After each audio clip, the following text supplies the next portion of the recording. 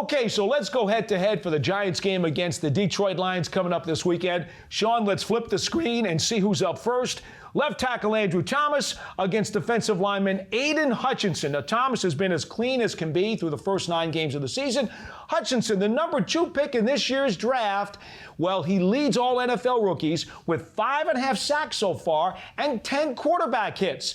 The Giants know they need to slow him down.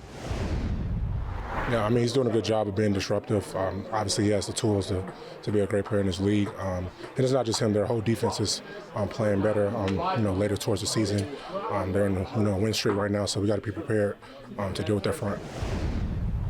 Andrew Thomas is having a Pro Bowl season, and a lot of it's because of his balance, his footwork, and his hands, and no doubt that'll be challenged anytime he's going up against Aidan Hutchinson. You mentioned that he was the 2nd overall pick in the draft, and when you look at him on the field and you look at his athletic ability, for a tall guy, Paul, he really does a great job of bending. I had a chance to see him in training camp, and I didn't realize he was that tall, but I didn't realize how good of a lean rusher he is. And by that, I mean he gets really compact, he gets down low to the ground. So that will be an integral part of Andrew Thomas's matchup. Now, Andrew Thomas, you could see coming off of a phenomenal game against Jerry Hughes, mostly from the Houston Texans last week, basically shut him down. They had to move Jerry Hughes to the other side.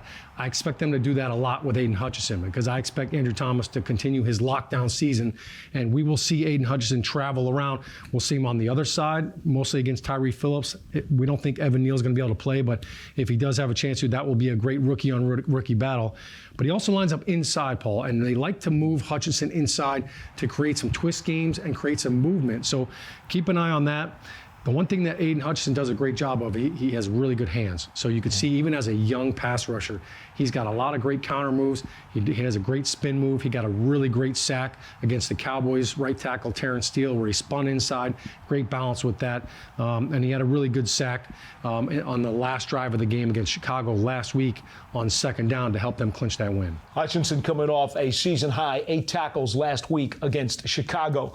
All right, our other matchup is Kayvon Thibodeaux against Penei Sewell, the right tackle for the Lions. Now, Thibodeaux, remember he had that knee injury earlier in the year? Well, since that time, he's played 80% of the Giants' snaps. So he is clearly rounding into form. Now, he and Sewell were teammates at Oregon in 2019 and in 2020. But here's the thing about Sewell. He's allowed 6.5 sacks and 16 flags drawn, penalties, that is, over his first 25 games in the NFL. Kayvon Thibodeaux is really coming into his own, and you mentioned the fact that he had the knee injury earlier on this year. I feel like he's got his legs back underneath him now, and what we're seeing from him is the great get-off that we saw coming out of college. So we've got a little bit of a Duck Dynasty battle going on right here. A couple of former Oregon Ducks, so they know each other.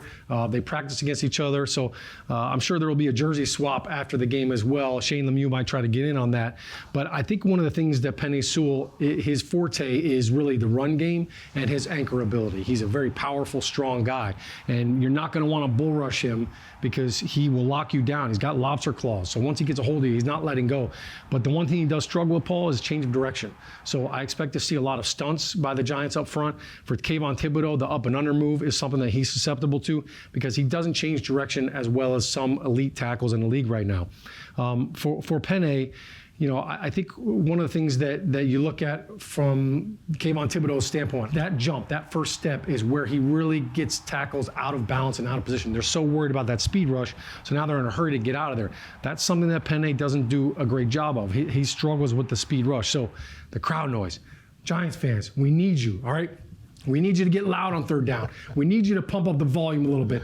Let's let the snap count be to our advantage. They're probably going to have to go silent count, which makes it better and makes a guy like Kayvon Thibodeaux, lets him get in that 4-point stance, that sprinter stance, and shoot out of the cannon like Carl Lewis. Don't forget about the run game, by the way. The Lions run behind right tackle. They've got 48 of those carries this year. That is 3rd most in the NFL, and they're averaging 4.7 yards when actually executing that play.